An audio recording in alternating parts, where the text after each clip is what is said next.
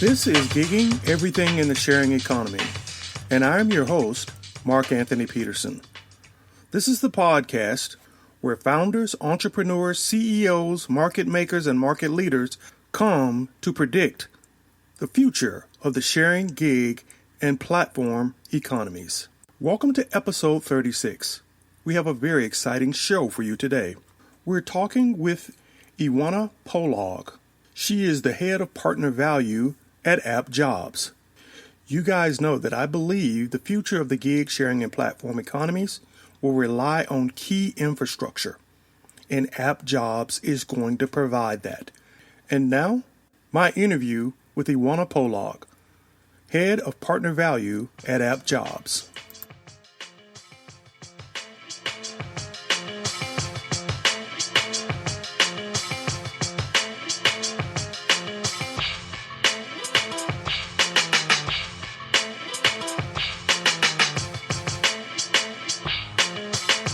Welcome back to the podcast. We have another very exciting interview for you, and we're going back to our friends at appjobs-institute. You remember that first interview we had with Perserood?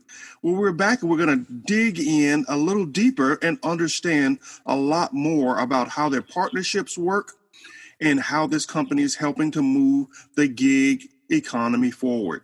I have Iwona Polog with us, and she is the head of partner value for appjobs, and we're going to dig in and talk with her today. But let me tell you a little bit more about her background. She was CEO of Optimizers and a managing director at Search Lab, Agora SA. She was online coupon business director at Agora SA. She's a journalism and an archaeology major from the University of Warsaw. Now, that's an interesting mix, and has an MBA from the University of Illinois, Urbana-Champaign.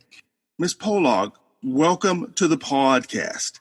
Please, we've learned a little bit about your background, but tell us a little bit more about you, the person.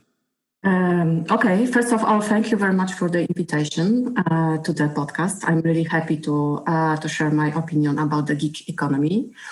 And as a short introduction, well, I live in Poland, Warsaw. I'm over 40, almost 50. And for the most of my professional career, I was working for the industries that were going through the transformation. So I was helping the different projects in the media and advertising industry to digitize and to go through this transformation from traditional business models to the new digital business models.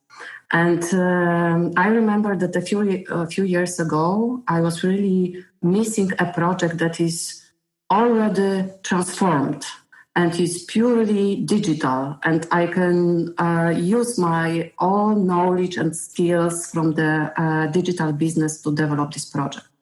And now I'm working for appjobs, which is a pure digital company, however, operating in an area that is also under a huge transformation. And this area is the labor market, because as we will talk about today, it's experiencing a huge reshaping into the future models of work. So, well, I can describe myself as a change management person, I would say, from the professional perspective. That makes sense. And the transformation that the media industry underwent, that was interesting, because now you see a lot of those same jobs showing up on these gig platforms. We just had an interview with the CEO of Verbillo, and these are all content writers and different types of creatives who are now showing up on his platform. And it's an interesting model, because now companies are seeing that they're getting better content because you have people who are specializing in areas and are having to improve their skills in certain areas, and they're getting more work that sharpens their capabilities, as opposed to being an in-house content manager. So yeah, you're right. This transformation has restructured the economy and given people opportunities that I think they didn't envision, say, 10 to 15 years ago. For sure. The 15 years ago, there was no content writers, probably, Right. as we understand this position or this job today. Right, absolutely. So tell us a little bit more about your role at AppJobs, the head of partner value. Give us a little background on that, and tell us how that helps the companies achieve the goal that they want to have in growing their platform and finding the right types of candidates to work with them. Sure. So I'm responsible for the development of products and services, solutions for the gig platforms, our commercial partners.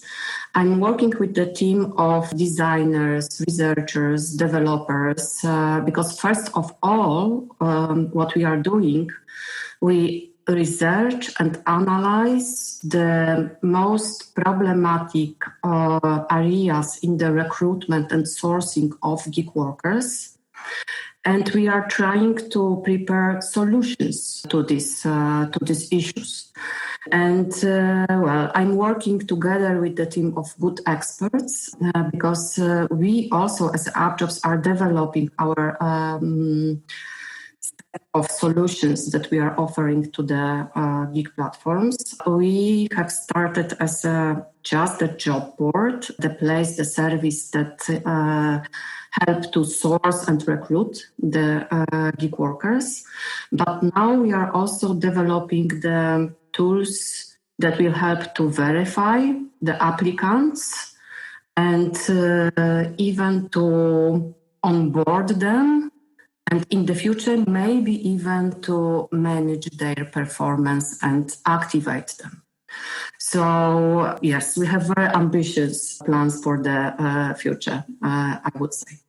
And, in AppJobs, maybe this is also interesting to say, we have three main business units. The one is dealing with the gig workers, with their needs, and this team is providing solution for people looking for a job and people already working in the gig economy.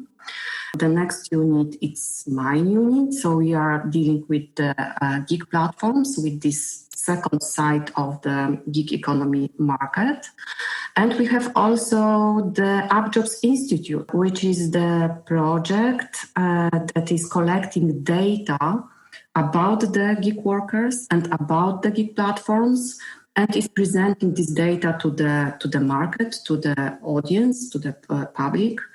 And we are also trying to build some tools that will allow people just to get this data and use for their purposes. So that's fascinating to me that you are stepping back and looking at the value chain and offering up solutions to gig companies to help make it frictionless to onboard gig workers and to keep those gig workers actively engaged in the gig economy.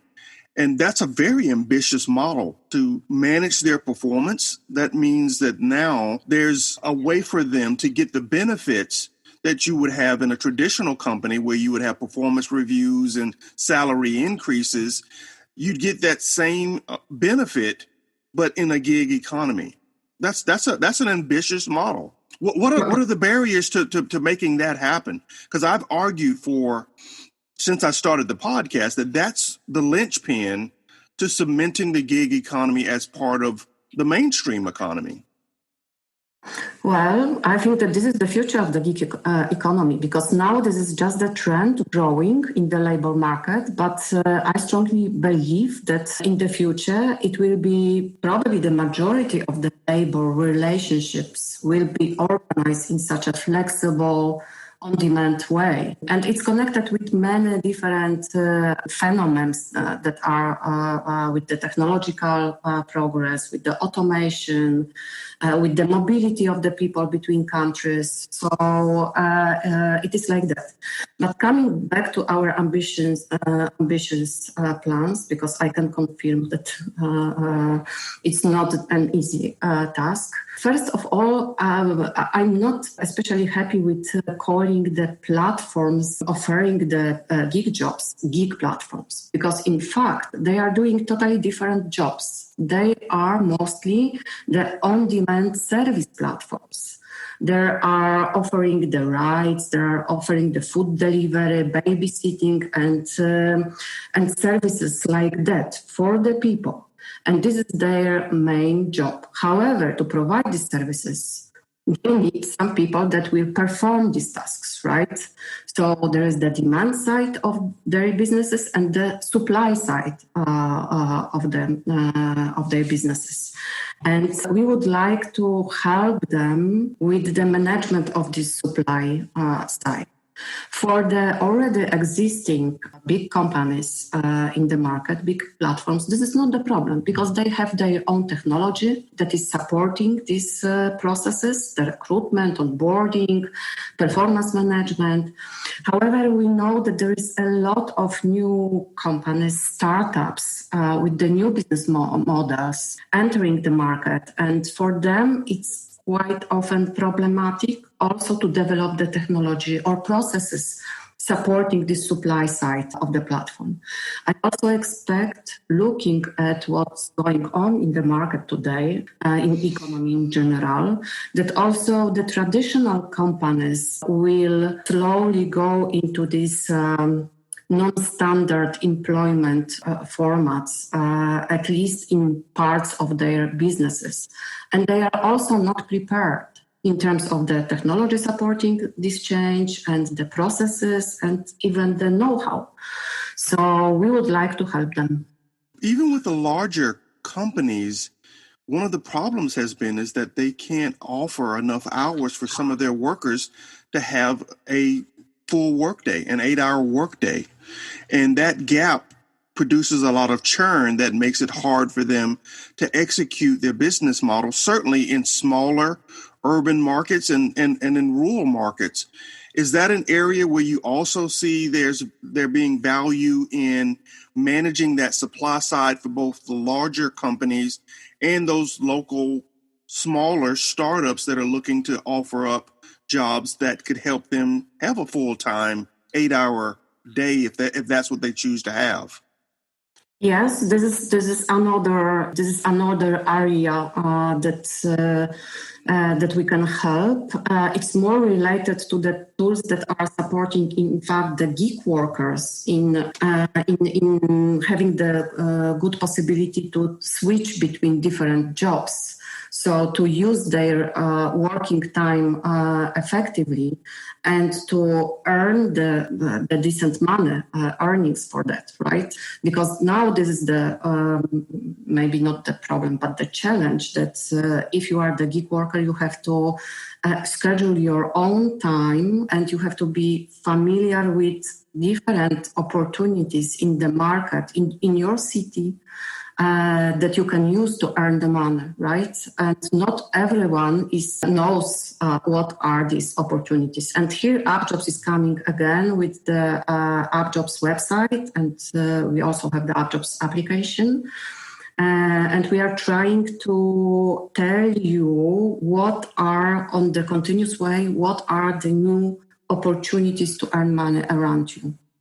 So to some degree, AppJobs, and in your role, are you managing the forecast that these companies would have for workers? So in my view, to make this work, the companies would have to have some view of what the demand is for their service out over a week or 2 weeks and be able to put that out so that workers can pre-schedule themselves to know that they have a full-time schedule, and then the companies to know that they have the people to fulfill those roles. Am I thinking about that correctly? That it's going to have to get to that point where we are forecasting out 2 to 3 weeks to make it seamless for both the companies and the workers to match themselves against the opportunities that they want?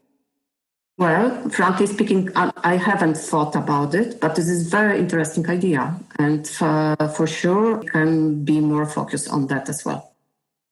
Now, one of the other areas that I thought was interesting as has been digging into the gig economy is the term you mentioned earlier is workers having the desire to work across multiple types of jobs. I may babysit in the morning, drive a car in the afternoon, and then do maintenance tasks in the afternoon.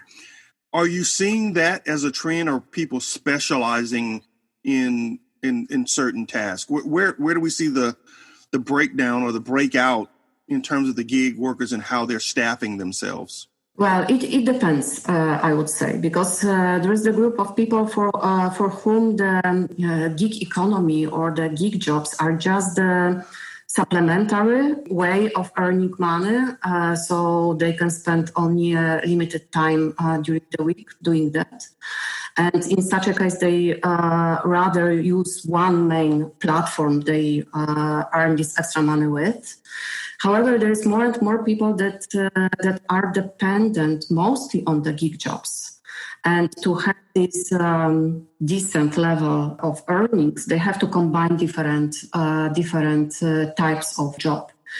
What we can see, talking to the gig workers, appjobs members using our platform, it's quite often related to the skills and assets that you have.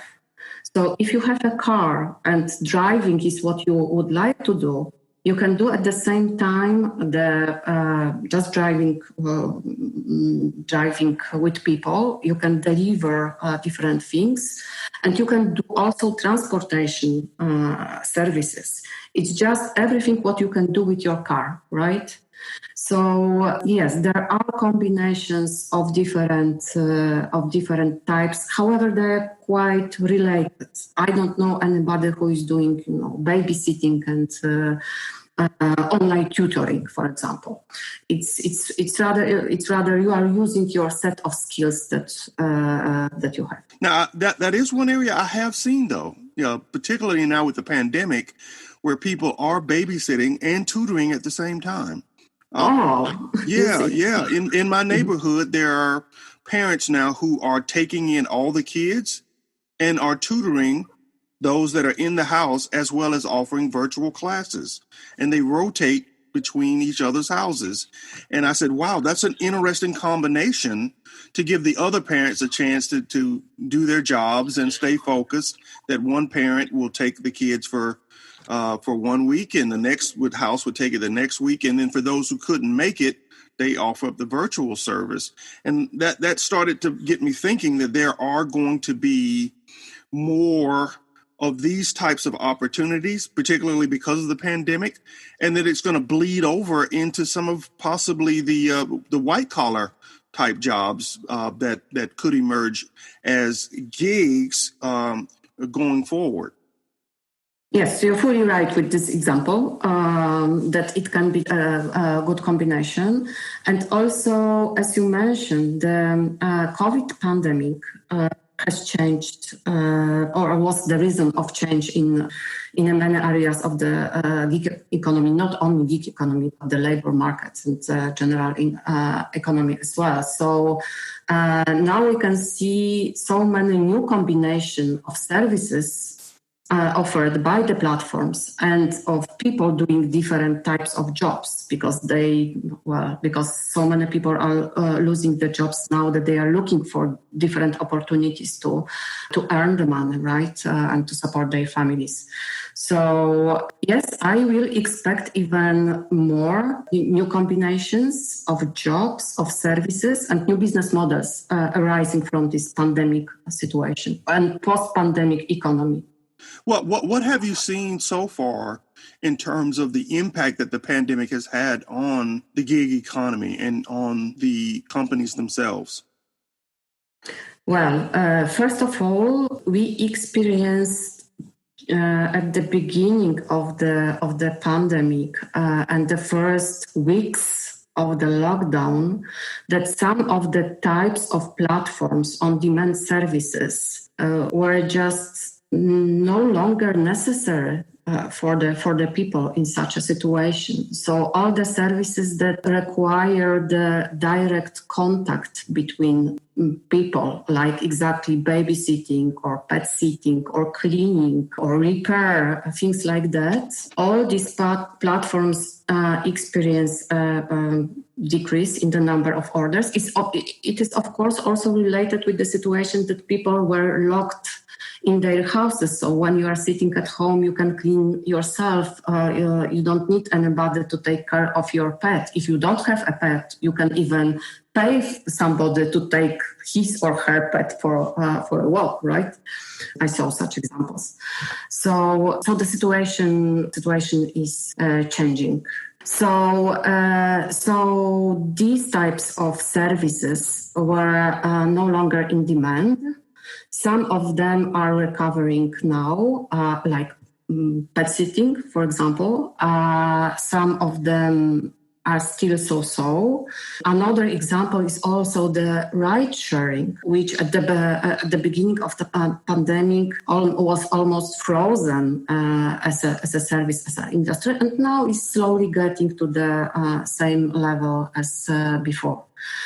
And the industries or the types of the services that exploded is, of course, all types of delivery. This is even wider phenomenon, because it's not only that that more people were in a demand to order different things to home, but they learned how to use the services online. So especially the older people that for whom there was a technological barrier before to use different services online, now are familiar with them, and it will stay like that. So there is no way back, I would say. Right. Yeah, I agree with that totally, that we have opened up an untapped market, a market that probably would not have engaged in online shopping and online services in the gig and sharing economy. Prior to the pandemic, they are all bought in now. And I don't think there's a way to put that genie back in the bottle. Yes. They're going to move forward and try to find the services that best fit their lifestyle at post-pandemic. I absolutely agree with that. I wanted to drill down on another point that you made about knowing the assets that a particular gig worker has in order for them to participate in certain services. So it would be valuable for companies to know if I have a bicycle, if I have a moped, if I have a car, if I have a set of tools that can fix, do plumbing jobs. As many of those types of assets that I have, I'm opening up more potential gigs for myself. Is that an area also that AppJobs provides support for smaller platforms, smaller companies, is maintaining an inventory of the assets by gig workers so that, again, you can better match those individuals with the opportunities that are being requested? Yes, sure. In fact, this is one of our core functionality. So when there is a new person registering as an AppJobs member, we are asking about the assets you have. So on the basis on that, we can connect you with different platforms that require exactly these assets that you have. So that's the core functionality of AppJobs. And for the gig workers or the people looking for a job, it means that you can discover the new opportunities. And for the platforms, it means that you can source or recruit the people that you can be sure already have everything you need from them. Now, have you seen there be a blending of gig work around certain new emerging sharing economy opportunities? For me, the one that kind of surprised me was the growth of a company called Swimply, where they let you share your swimming pool, because now that the pandemic has closed all the public pools, people still want to swim, and it produced an opportunity for people to rent out their pool by the hour. That growth in that company has produced a ton of new gigs, including delivering porta potties to the houses that are opening themselves up to rent their pools out. Have you seen combinations like that emerge as a result of the pandemic? Well, I don't have anything like that in mind now. However, I saw many different businesses, not with the area of the gig economy, pivoting or changing the business models because of the pandemic. And of course, we as a humans, we are tending to use any opportunity that is arising. So I'm sure that there will be more examples like that. I really like this business and this idea that you can share your pool with the people that don't have the access to the public pools anymore. So, well, I cannot share an example, but for sure, we will have, even not because of the pandemic, but in general, there will be the new job opportunities and the new positions or possibilities to earn money that are strictly connected with the new business models and the business concepts that are connected with the development of the new technology. Absolutely. Because, see, with this company, in addition to services like the porta potties, the demand for pool cleaning has gone through the roof. And so that has turned into a gig for people who hadn't considered being pool cleaners. Now, because they may have other tools or assets that can perform that task, they are now becoming gig workers and are servicing this new community. That's what's so fascinating to me about the gig economy, is that even in a pandemic, new opportunities emerge for people as long as they have a way to share their skill sets and their availability. They can find these opportunities, and AppJobs is plugging in that making visible for them those opportunities that they probably could not have gotten in the past. Yes, sure. Of course, if there is any new on-demand service that you can use, there is also the need for the people that will perform this task, right? Right. Absolutely. Now, you mentioned onboarding. I wanted to peel the onion on that a little bit more because of the differences in the way the companies operated that you mentioned earlier, tutoring versus babysitting. How would you envision an onboarding workflow to work across all of the different types of services? Would AppJobs be the intermediary and maintain that credentials for individuals, as well as the baseline background screening as a core function, and offer that up to the companies? Or how do you see that working? Well, there are a few topics in this area.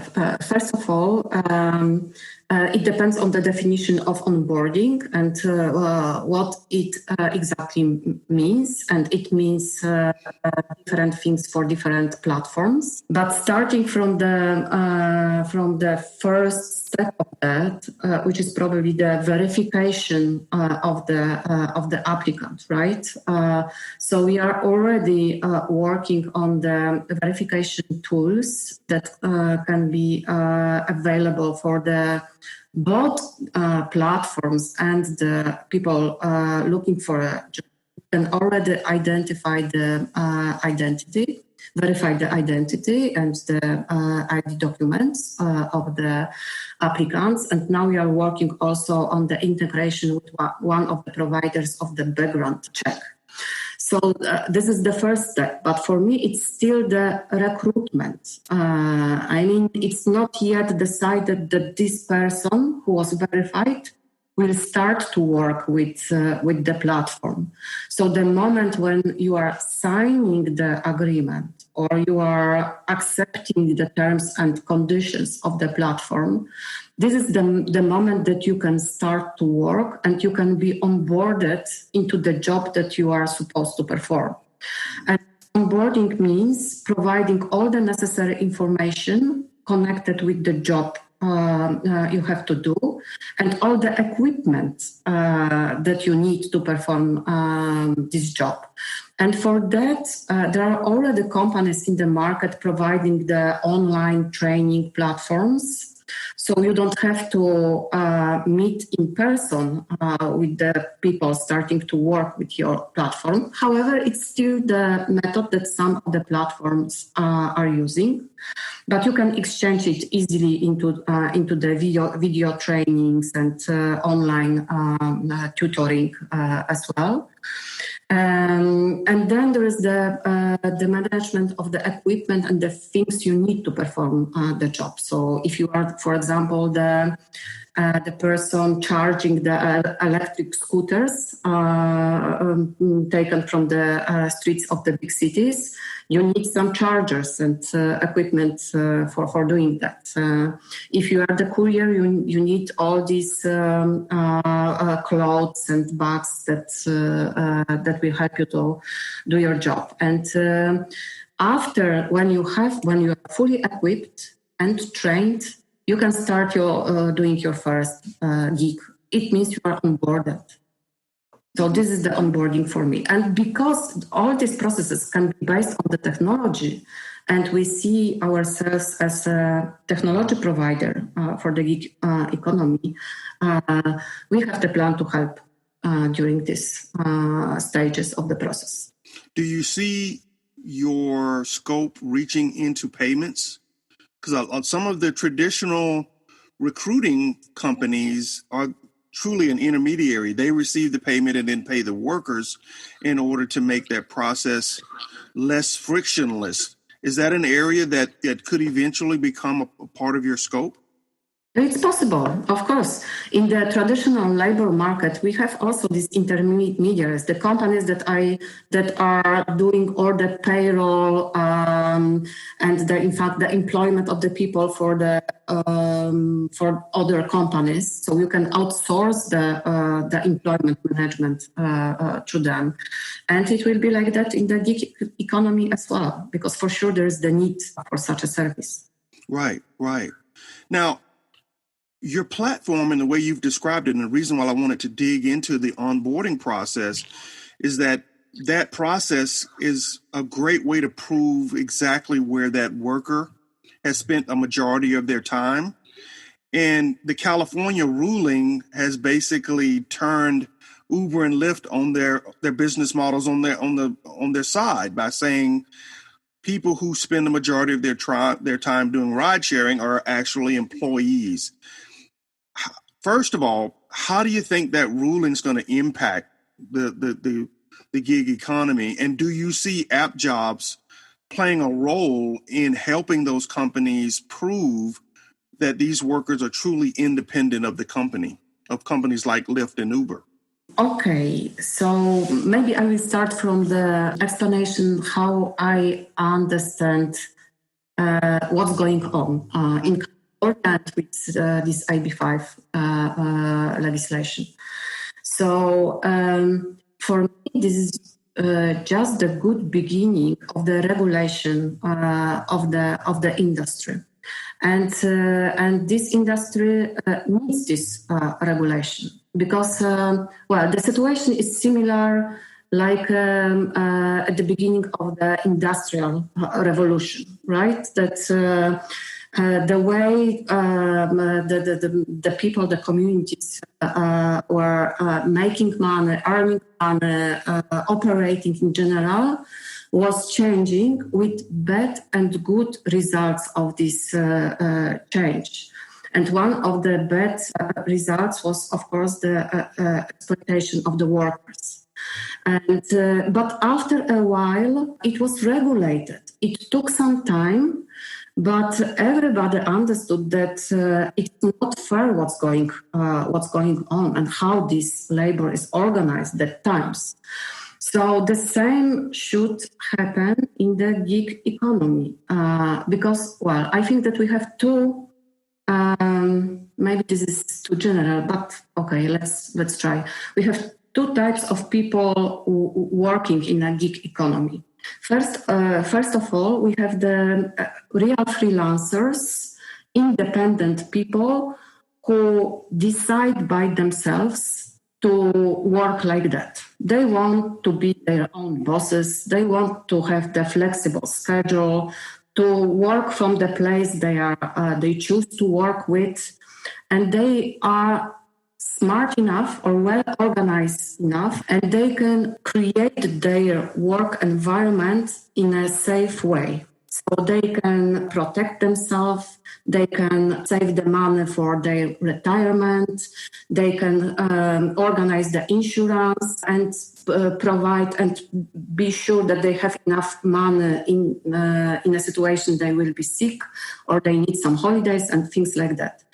And they will manage, let's say. And there is another group of gig workers that are not exactly by choice doing the gig jobs, but sometimes they are forced to do that because they lost their job or because they are the immigrants in the new country, and this is the easiest way to start earning money.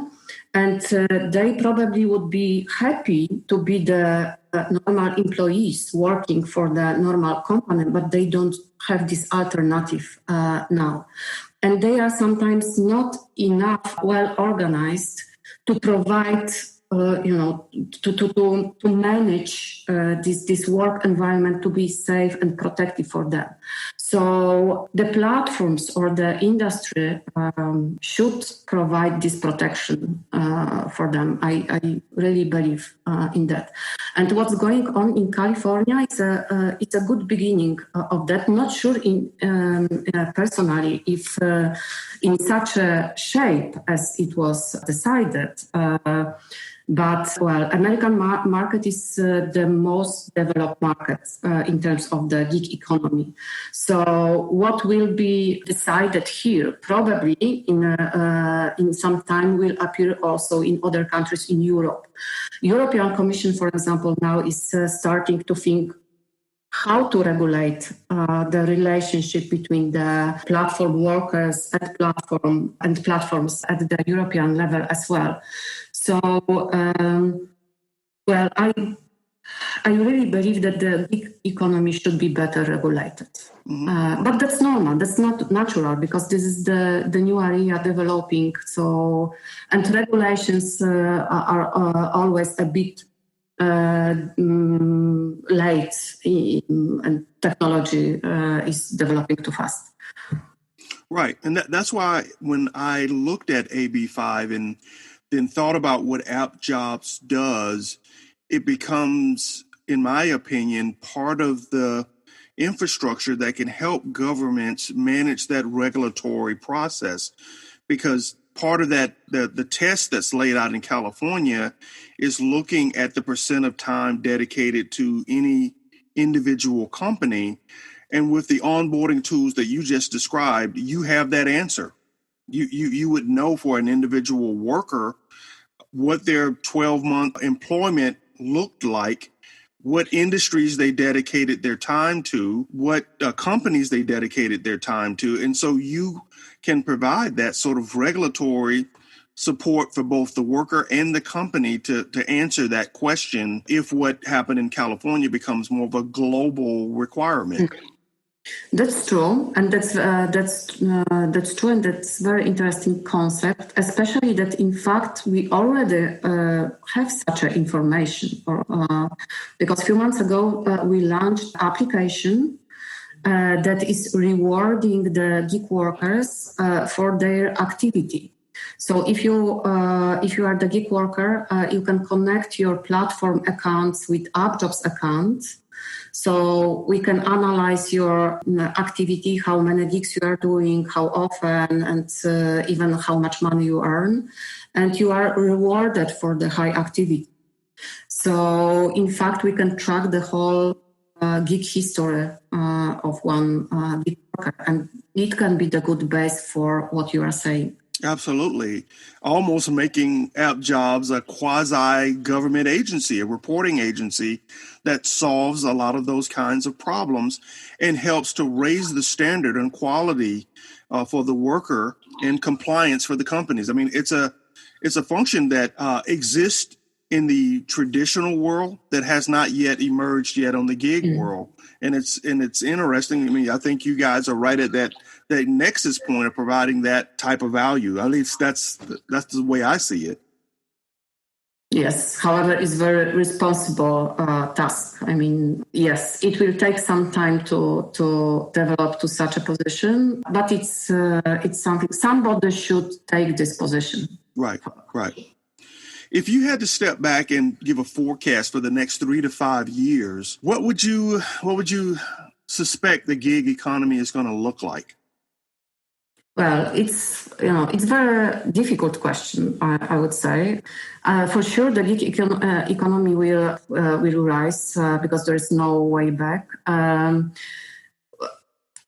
I expect that what we will see will be more and more people choosing by themselves this type of work. That's for sure. There will be more and more new startups in the gig economy, providing even more job possibilities and new jobs in this area. And there will be more and more traditional companies migrating to this more flexible work organization. So I don't know how the gig economy will look like, and if we will even use the name the gig economy in 5 years. We just call it the economy. Exactly. So I think it's just what we are looking at is just the reorganization of the labor market in general.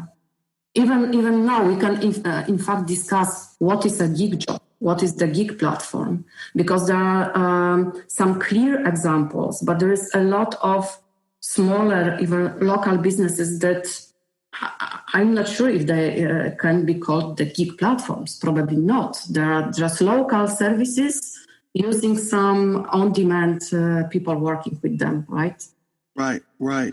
Yeah. As I mentioned earlier, my interview with Emmanuel Sanchez, the CEO of Enloya, which is a platform for lawyers that have now created what they call gigs, but they're really specialized projects that they can do over and over and over again. Mm-hmm. And, 5 years from now, will all lawyers work that way? It seems, yeah, it is.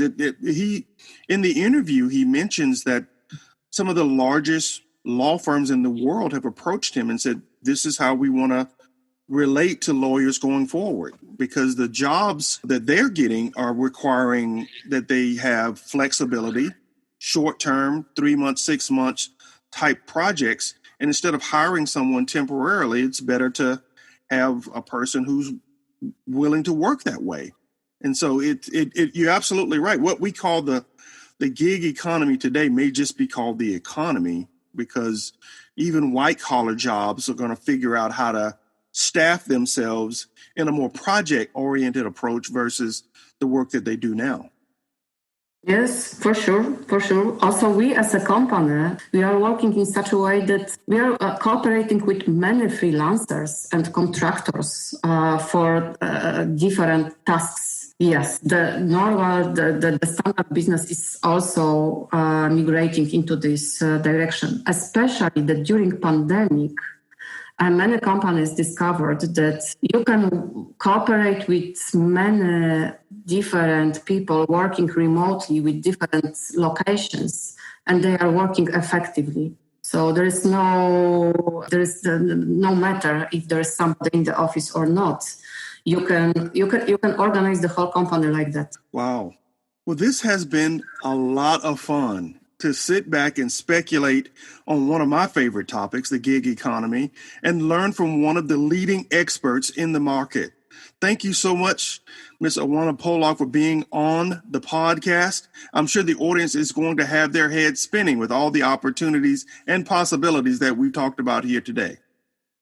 Thank you very much, Mark. It was a very interesting conversation, and I really appreciate that I could take part in that. Now, if you can tell the audience, how can they connect with you, and how can companies that want the value that you bring to the table connect with AppJobs? Well, I'm available on LinkedIn, so you can easily find me there and just contact me.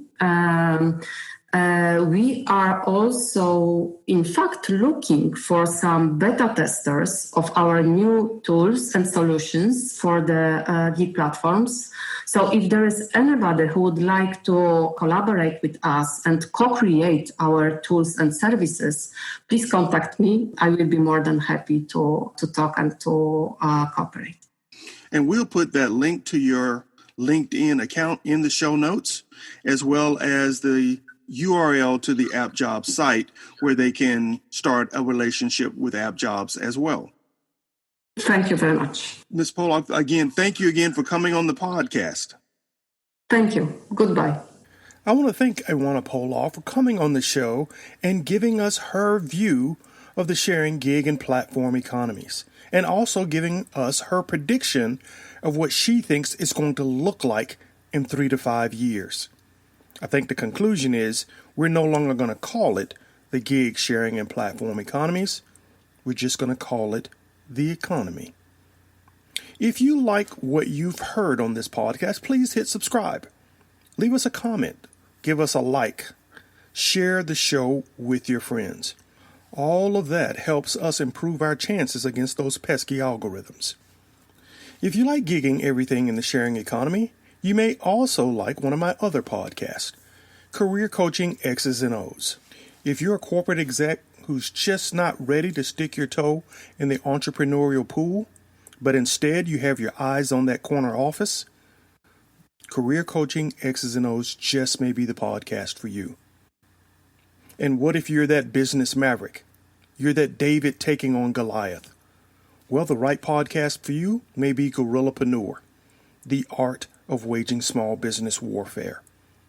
So if you're a business maverick, you're a David taking on Goliath, that may be the podcast for you. Thank you for listening. Thank you for sharing. Thank you for subscribing. We look forward to sharing some more exciting interviews with you in the coming weeks. Mr. Joseph Woodbury, the CEO of Neighbor, is up next, and that was a fantastic interview.